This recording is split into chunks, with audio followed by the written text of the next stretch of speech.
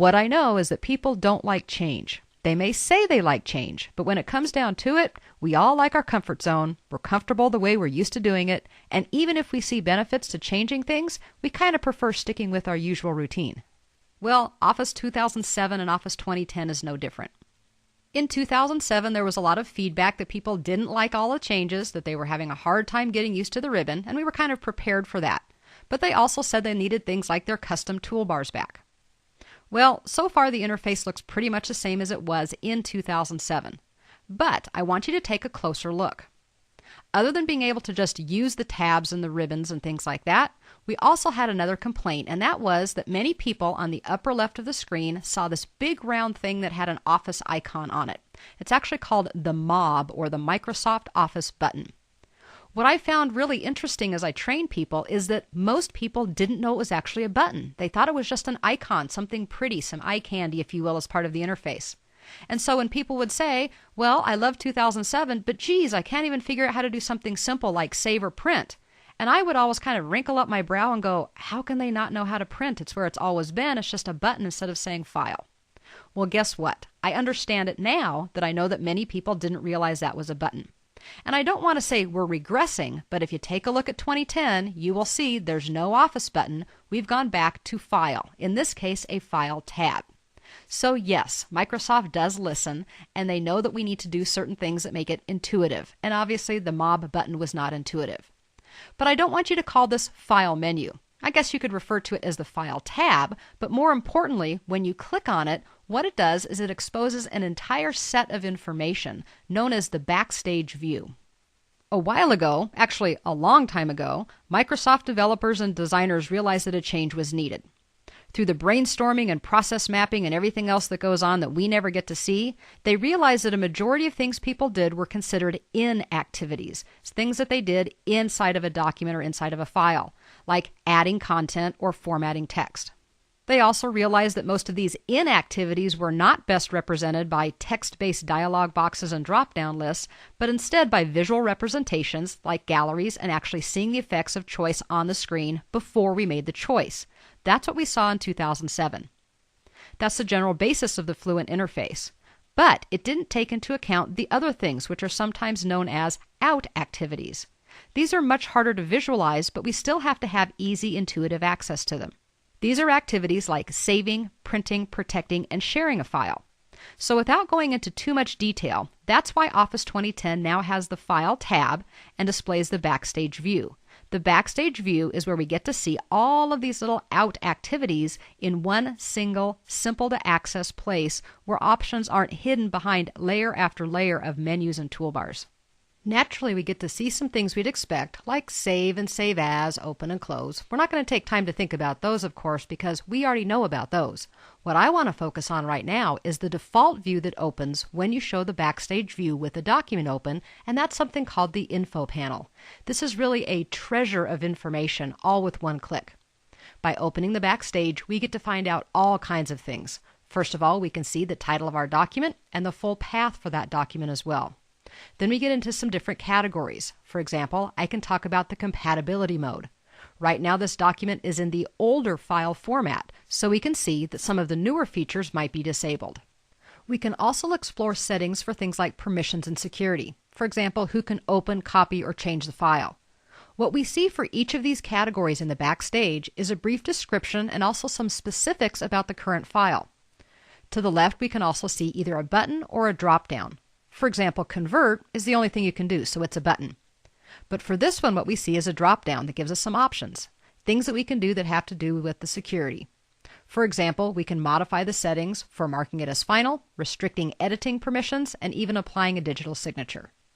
Moving on down, we can also talk about sharing, and that's really a big thing for Office 2010 because we know that sharing and collaboration is huge and people do it all the time. So what do we need to know?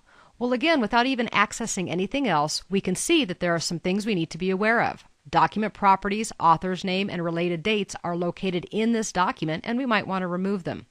We can take a look at things like headers and footers and content that can't be checked for accessibility because of the current file type. If we pause over them, you can see that we get tooltips to give us a little bit more information, and of course we also can access the tools for working with any one of these things by clicking on the options on the left.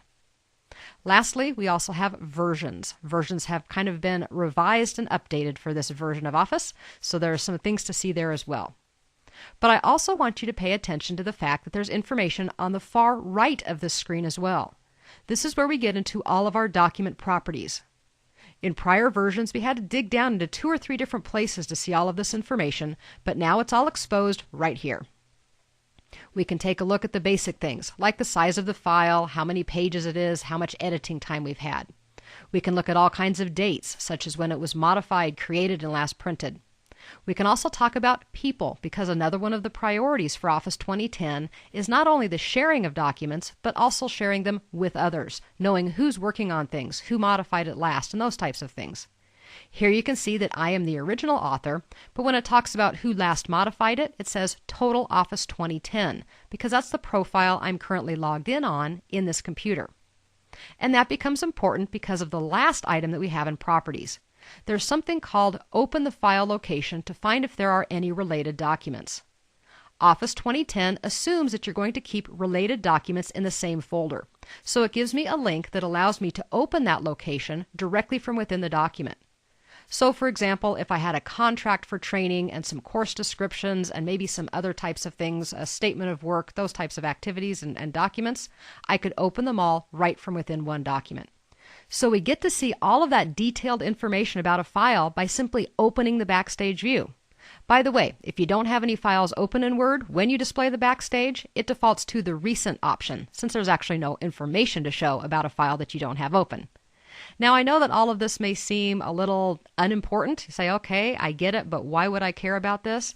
It really is important, though, for people who do use this kind of information within their documents, who work with collaboration, versions, security, all of those different issues, because we now have it all exposed right here. And in this case, exposure is a good thing.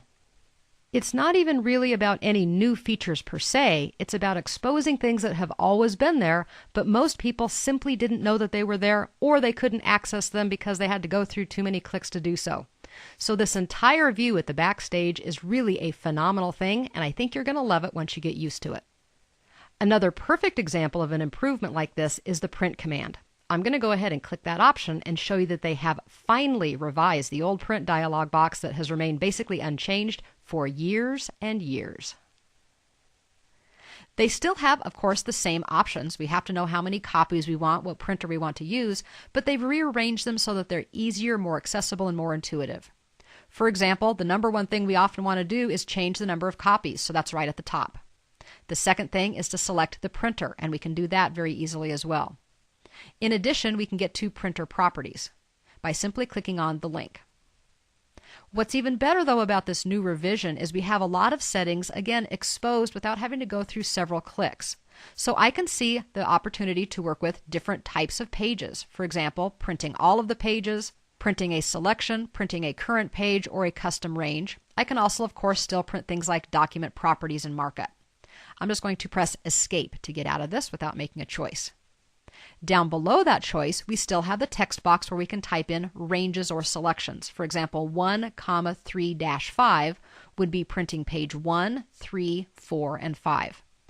You may notice that they've actually removed the instructions for that because most people now know how to do that type of thing within one print job. But if you don't, you can always go ahead and click over here on the Info button, or just pause your mouse over it and see the tooltip that shows you how to type in the number of pages. We also can work with the document properties. I can choose to print this one-sided or duplex, depending on if my printer allows us to do that, and I can collate it, but I also can change things like the orientation of the page, portrait or landscape, the size of the paper, and even work with the margins.